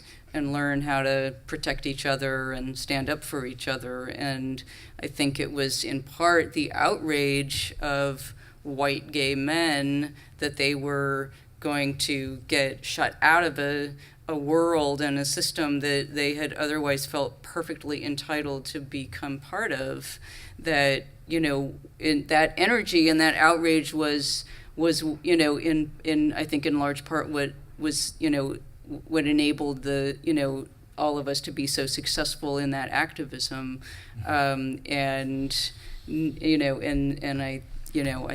I appreciate that it's definitely been on my mind. And so, context is always, whose context and what context is always the big question.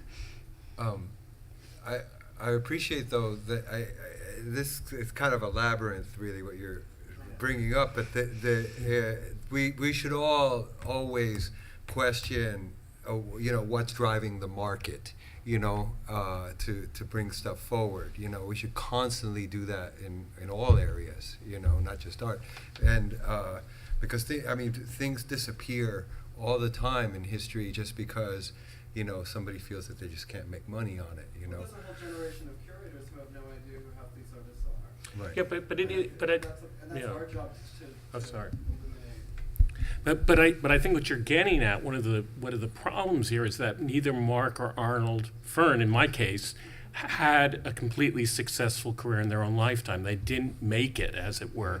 And one of the problems I've noticed with the East Village shows is that they tend to just rerun the same artists, and that doesn't mean that they weren't good shows, but they're sort of the Carla McCormick, East Village Eye artists, right? Right. Well, that sort of, and those were the artists that were successful in the scene at that time. Now, if we, and I think that was an incredible scene, and I want to know more and show that scene, but if we just repeat that version, then Marc and Arnold are out, and a lot of these artists are out because they didn't make it in that scene completely. So and that's a complicated issue. Has this, a lot of art historians are driven by that. Well, you go back to the 80s and you find out about those artists who were successful in the 80s. You don't look for artists who didn't make it. And so that's part of the frustration of all this. Yeah. It just takes a long time. Right. You mentioned the magic realists. I'm very involved with Right. surrealism. Right. And, artists like Chelachev and Berman and so who are all gay. Right. And, to this day, there's no justice in the market. There's no justice in the scholarship. People like Michael Duncan, people like yourself, have brought those artists back into the narrative. Right. And it's just the long, hard work that we all have to do for those of us who know and care to do it. And care about it. Yeah, exactly. I think it's also important for us too to recognize that we've used the word community a lot, but I certainly don't think that it's one community. Mhm. There are a lot of communities, and we look at the contributions of gay men, the contributions of women and feminists, and so I think it's also important in that way to allow for a bit of contention and to allow for multiple histories that can then be laid over top of each other so that we start to see what the kind of field looks like in that way. I actually have a question. Could you discuss the difference between the role of the archive and the role of the marketplace in this? Could I discuss that? Could anyone address that question? Look at you. Marvin. The question is, what is the difference within the state between the work and the archive, which the art world lovingly calls ephemera? Mm-hmm. Ephemera is a very specific word. It's a piece of print material created for one-time use. Manuscripts and journals are not ephemera. Yeah, for instance, there was an experience that I had in working on the exhibition Side by Side for Visual Aids. It was an exhibition that I guess curated for them at La Mama La Galleria. And I had actually what turned out to be a very incredible experience working with the Nicholas Mufaraj estate. And learning about the work through a kind of process of just like digging through old papers, digging like newspapers, Village Voices, starting to kind of see some names that I'm like, well, who are these people? And eventually kind of being able to track down the family who actually had very lovingly conserved the work. I contacted them and said, look, I'm organizing an exhibition. I'd be very interested to include Nicholas's work. I have no idea, whether you might understand where some of the work is or be able to put me in contact with people who could. And they said, well, give us a couple days. And I think probably about a week and a half or 2 weeks later, I got about 40 images. And the work had actually been distributed amongst his family. So there were images of the work in people's dining rooms and people's living rooms and in their dens all over at like cousins and aunts and uncles' homes. So it's interesting and really inspiring to see a kind of situation like that where work is being conserved. However, there are also issues if one goes back to look at catalogs of his work, say, that were put out by PS1 when he did an exhibition at the Clock Tower in about '83, you'll see that the works were often installed within kind of much larger situations of, kind of situations where collages were done on walls and works were hung on them, and walls were painted to match paintings, things like that. Those are actually situations in which the kind of existence of this kind of ephemera material becomes invaluable. While they're not things that I necessarily curatorially feel comfortable in trying to recreate, as these are often things that I feel need to be done by the hand of the artist or with the artist's intention, it's also very important for us to be able to have those kind of documents to show other people what this work oftentimes, how it was presented in its time. And, I certainly think about as well, like things like what Marc was doing, like the flyers and kind of things that he would make for exhibitions, or like Dirt, the kind of the zine that he was doing, as kind of things that maybe they weren't the work in terms of they weren't a kind of photographic output, which is what I think people understand the work as. But rather, I think it's actually very interesting and very important for us to consider the work in a kind of broader sense and within that scope. Yeah, and it really was a kind of, in Marc's case, a kind of attitude that he just carried with him as a way to approach a life's work. That there was no real, that it was constantly going on, and if you weren't in the dark room, you were doing this and having these kind of conversations and other things going on that were interesting. A film or Dirt magazine was much earlier, but it kind of started the ball rolling, and that kind of, in a sense, it was a kind of civic engagement, really, that was going on, and so yeah, it's not just ephemera. It's actual. It's it's the grease in the wheel, Isn't that distinction though between like trying to say that the photographic is the work and this is like this kind of side thing? Isn't that a market distinction? Like this is art and this isn't art. But when actually I think what these artists were doing and what he was doing was trying to appeal to a wider audience than art, which is to me really important and something I feel is lacking today. Yeah. Especially with queer art.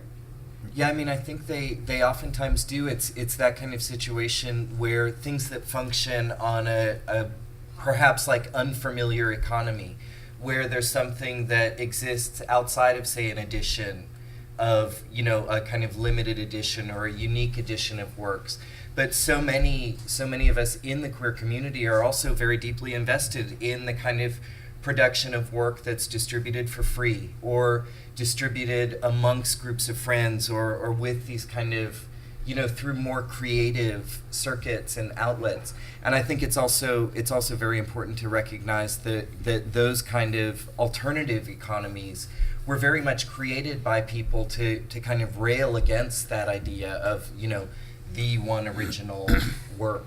Right, and the art market, works very hard at rarefying things to make them, to remove them really from the public sphere in a sense, to make them, rare and expensive, But the artists themselves, from Ray Johnson on the Cross, were working to break this down. Right, and this is kind of really the art and the communication that is important. I was just going to say, Sorry, you had I went through a lot of these slides and realized that Andreas and Bern and people were just looking at these images and without really explaining what they were. Maybe I should have gone back and done that. But one of the slides I showed was sort of like this accordion bookfold thing that said Bookworks International. Andreas was quite a collector of images and archival material, whether it was photographs, correspondences, diaries, journals. And what he would do is he would Grangerize them and incorporate them into his books. Now, I have hundreds. I have a whole library of these books, and you can kind of look through the whole photographic history of like all the art that was shown in with the actual photographs that are collaged into this book in really interesting ways, as well as journals, correspondences, newspaper clippings. It's like all there because he had this material, was filling up his files. So what did he cut it up and collage it into this book? So, it becomes an archive in itself, but then it's not like you just have this stuff that usually people say, I don't know what to do with it, you throw it out. He'd make it into this object so that it was like, oh, well, this is precious art, and within that you were getting entire archives. I think maybe if there are any last things that any of the panelists have to say, and then maybe we can continue the kind of conversation informally at the reception. Because I actually have to go, because I have to get back to New Haven. Okay. Sorry. All right. Well, thanks all of Take you a so much for train. coming.